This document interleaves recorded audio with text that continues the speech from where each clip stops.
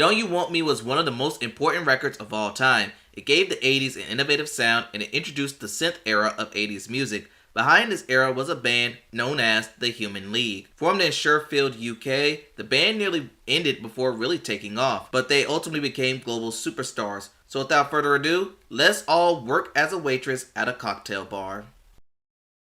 Before we begin, do me a favor and hit the subscribe button. It costs free $99, it helps out the channel, and you'll have zero regrets doing it. So without further ado, on to our feature presentation.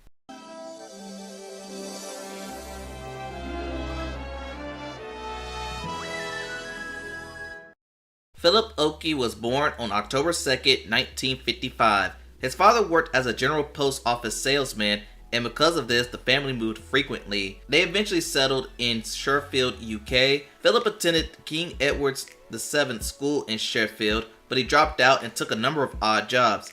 In 1977, he tried his hand in music. He first bought himself a saxophone, but decided to ditch the effort in giving himself lessons. We'll circle back with Philip later on, but for now, let's meet Martin Ware and Ian Marsh. Both men worked as computer operators, and with Ware, he just received his first paycheck. Ware had two choices on what he could spend it on. Option 1, driving lessons, which he could put into use later in life, or 2, a Korg 700 synthesizer, which would be a fun toy, but not for importance. By guessing, we assume he chose the synthesizer. Ware never learned how to drive, according to him. What made the decision more baffling was that he never had experience playing the instrument. He, alongside Marsh, would use the instrument as an experimental piece. They'll combine music like glam rock and Motown and add electronic music behind it. It's now 1977. Marsh and Ware were ready to start a band, but they struggled to find a lead singer. They had Addie Newton in the lineup, but he recently left to form the Outfit Clock DVA. Ware decided it would be best to recruit Philip Oakey to their new group. Philip, who has no music experience, decided to join their group. The group would originally be called The Future, but their name would be changed to Human League, which they got from the game Star Force Alpha Centauri. Human League was signed with Fast Product. In 1978, Human League released their debut single, Being Boiled. While the song wasn't a commercial success, the song was praised for its uniqueness. Despite its uniqueness, the band was hesitant on performing the song live. A friend from Oakey named Philip Adrian Wright decided to help out with the visual and live aspect of the band. He basically joined the band as a Human League director of visuals. The band caught a break in 1978 when David Bowie was at their show and he gave the band a cosign. After realizing the band wasn't going anywhere with their original label, other major labels started to take notice on the Human League. Virgin won the bidding war and signed the band to their roster. Virgin wanted to make changes to their sound. Ware stated that it was tough to oppose those changes since the band accepted a huge advance. They couldn't say no. They released the song I Don't Depend on You under the name The Men. The song was disco-laden and drifted away on what Human League was known for. The song was a failure, so Virgin told them to go back to their original sound and style. The result would be Reproduction, their debut album released on August 1979. But the album was a flop, and the tour that they were supposed to go on later that year was cancelled. The next year they released their second album, Travelogue, and that album fared better, but barely. Human League started to fall apart. Two mediocre albums were taking a toll on Philip, Martin, and Ian. Philip and Martin's relationship was deteriorating over creative control and personal matters. Ware wanted the band to stay in the safe zone and keep pushing their sound, but what made matters worse was that other acts were taking their sound and finding more success than the Human League. Enough was enough. Martin Ware and Ian Marsh left the band they created. The two would form their own band called Heaven 17. Human League was now Philip Oakey and Philip Wright, and they now faced a serious dilemma. The band had an upcoming tour and was in jeopardy, and any debts or commitment would fall on Wright and Oakey. But what Ian and Martin left was the name Human League to Oakey, so he decided to rebuild the band his way. One day, he went to a nightclub and spotted two teenagers in Joanne Catherall and Susan Alley Sulley. He noticed the chemistry the girls had and recruited them to join the Human League. After getting permission from their parents, the girls joined as dancers and occasional singers. But problems still persisted. Many did not take fondly to the new lineup, calling him Oakey and the Dancing Girls. Human League was still in debt with Virgin and they needed a hit and hit quickly.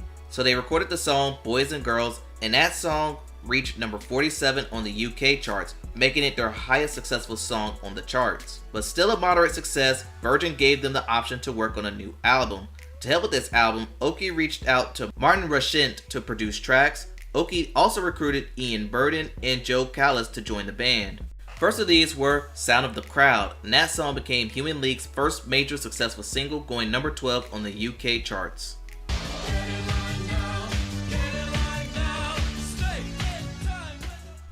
The next single was Love Action, I Believe in Love, and that song became their first top 10 UK single, going number 3 on the UK charts. I love your love action. In October 1981, their album was released. The third single was Open Your Heart, which was another top 10 hit, going number 6.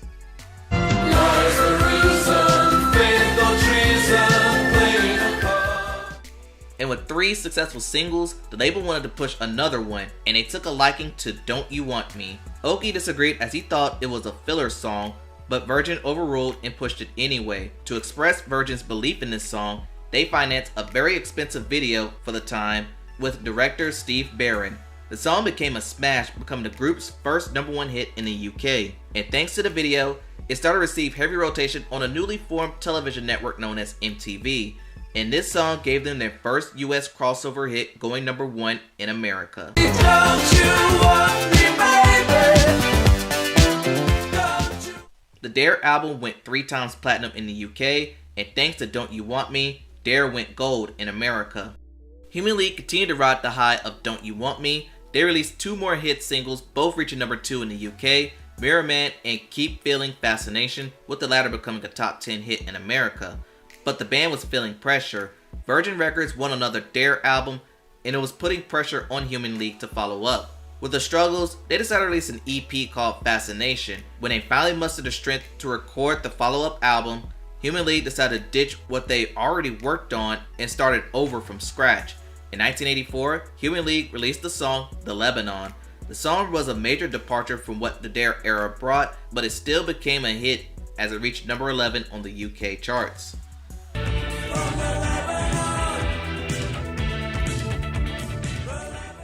In May 1984, Hysteria was released, and that was the perfect album title given what the band was feeling during the making of that album. But the album undersold its previous, only going gold in the UK. Meanwhile, Philip was getting opportunities outside of Human League. He was featured on the song with one of his idols, Giorgio Moroder, on the song Together in Electric Dreams, and that song was featured on the Electric Dreams soundtrack.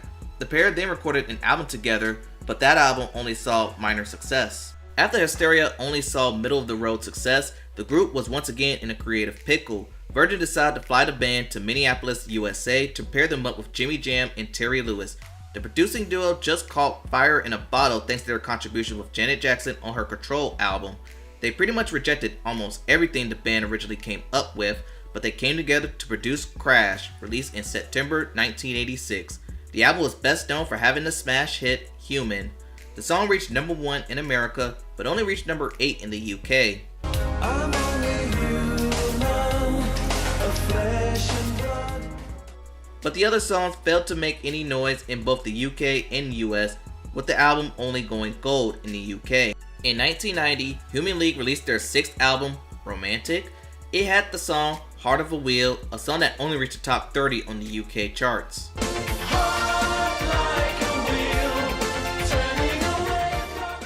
But the album failed to reach the same heights as their 80s heyday, and to make things worse, their contract with Virgin was terminated after Romantic's failure, so the band kinda went back to square one. They recorded a ton of demos hoping labels could sign them, and in 1993, East West Records found interest that the band may still have what it takes, so they signed them.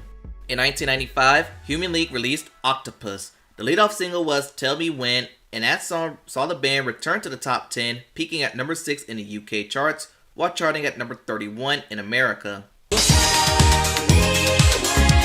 I see you again? The next single was One Man in My Heart, and this was different than any other Human League song to that point. Most of Human League songs featured Philip on leads. This time, Susan took the leads, and the song reached number 13 on the UK charts. One man in my heart, one man in my head. Filling Up With Heaven was the next single, and that song only reached number 36 on the UK charts, as Octopus brought the band another gold record. In 1998, the band was gearing up to work on a new album. However, East West got caught in the middle of an ownership change, and the label wound up dropping Human League from their roster. The band eventually signed with Papillon Records, and it did this so they could release their album Secrets, released in 2001. The album was received well by critics, but commercially, the album flopped. The album was poorly promoted as their label Papillon was folded. One incident, a BBC radio station refused to promote their single All I Ever Wanted because of their age, with the members approaching or already at 40, and this almost broke the band. They realized they have one thing to fall back from: their performance etiquette. One show wanted the band to perform lip sync, but the band opted to perform live as they showed up 3 hours early for a soundtrack. And that's pretty much what Human League's up to today. They're pretty much a touring act, with the lineup Philip, Susan, and Joanne. And to provide some closing remarks, they turned electronic music into pop music, they turned outsiders into pop stars, they turned a near breakup into one of the most unlikeliest comebacks in music history. And that concludes the story of the Human League. Please subscribe, as majority of you watching this video aren't subscribed. Don't forget to leave a like and a comment, as that'll help out the algorithm. But anyway, thanks for watching, and I'll see you next time. The following was a JGTV production. Thanks for watching.